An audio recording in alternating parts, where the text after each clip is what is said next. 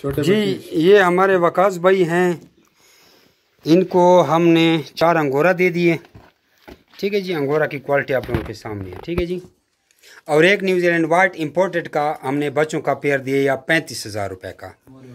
अब हम चूँकि 45,000 का पेयर दे रहे हैं इंपोर्टेड का, लेकिन इसके साथ चूँकि हमारी बहुत ज़्यादा ज़ुबान हुई थी।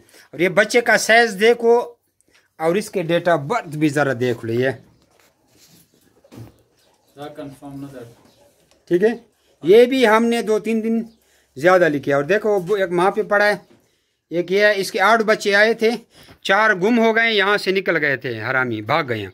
2 बस मेल ही रह गए हैं। ये पहला शुरुआत है इंपोर्ट की जो इसको दे दिया। ठीक है ना। क्वालिटी हमारी देख लें।